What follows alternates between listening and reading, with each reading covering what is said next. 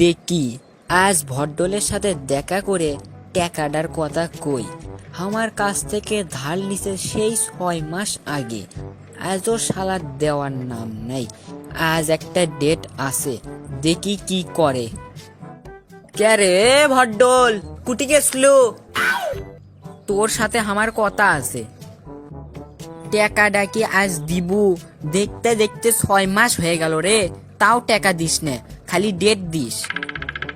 একবার কোষ 5 তারিখ, একবার কোষ 20 তারিখ, আজকে 30 তারিখে আসছি। কে রে, অল্প করে দিলেও তো শোধ হয়ে যায়, আজকে কি দিবু?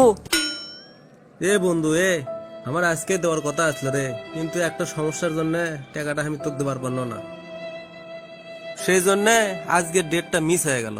আচ্ছা বন্ধু, তুই যখন ধৈর্য ধরছু, আর কয়টা দিন না ধৈর্য ধর।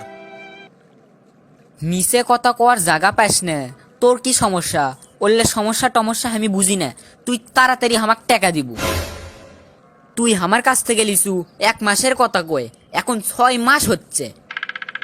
তুই মানুষ নাকি অন্য কিছু রে?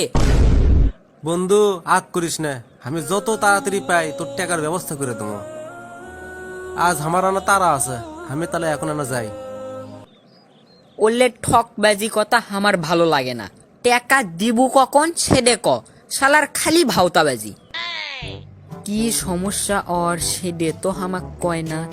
আমার তো জানার দরকার আছে আসলে টাকা ডালে ওই কি করছে আর কৃষক এত দেরি হচ্ছে। আমার বন্ধু তো আগে ইনকে আসতো না, ওই তো মানুষের সাথে খারাপ ব্যবহারও করে না, তাহলে ইনকে কৃষক হলো। এরপর থেকে আমি ওকে ফলো করব। ক্যারে বন্ধু, তুই এই বাড়ির কৃষক গেছলু? আমি গত 1 সপ্তাহ ধরে দেখি তুই প্রতিদিন একবার করে এই বাড়িতে আসিস। আমার জানা মতে এদের তো তোর কোনো আত্মীয়রও বাড়ি হয় না, তাহলে তুই কৃষক আসিস? আমি যদি এই কথা তোর বউ কয়ে দেই, তাহলে তোর কি হবি সেটা একবার চিন্তা করে দেখ তো। তুই এগলে করে বেড়াস আর আমাক টাকা দিস নে, আমি আজই যায় তোর বউ কয়ে দিমু। তুই এগুলো কি কোস? তোর থেকে টাকা ধার লিছি দেখে যা ইচ্ছে তাই কোস? আরে তোর টাকা দেওয়ার জন্য সারাদিন চাকরি করার পর এত আবার সিএনজি চালায়, তাও হচ্ছে না, ওই জন্যই আমার সময় লাগিচ্ছে। সেই জন্য তোর মুখ যা আসছে তাই করছু।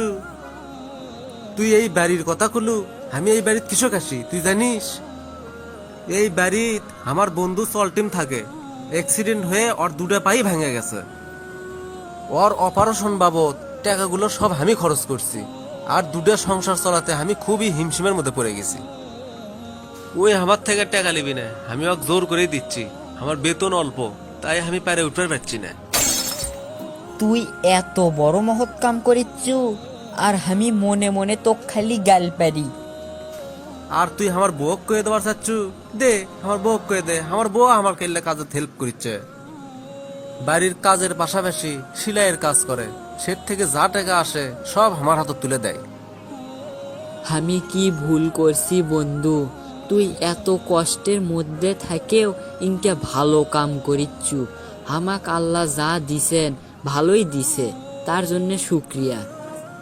বন্ধু শোন, তুই যেই টাকা আমার কাছ থেকে ধার করছু ওটা আর আমাক দেওয়া লাগবি না। আর শোনেক, এখন থেকে তোর ওই বন্ধুর যাবতীয় খরচ সব আমার। তুই এই কথা জান অক কোষ নে, আমিও গোপনে অক সাহায্য করমু, খালি তুই আর আমি জানমু, আর কেউ জানবি না।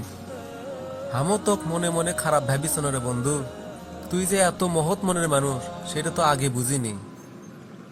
মানুষের বিপদে যে পাশে থাকে সেই হচ্ছে প্রকৃত মানুষ, তাহলে সৃষ্টিকর্তাও আমাদের পাশে থাকবি।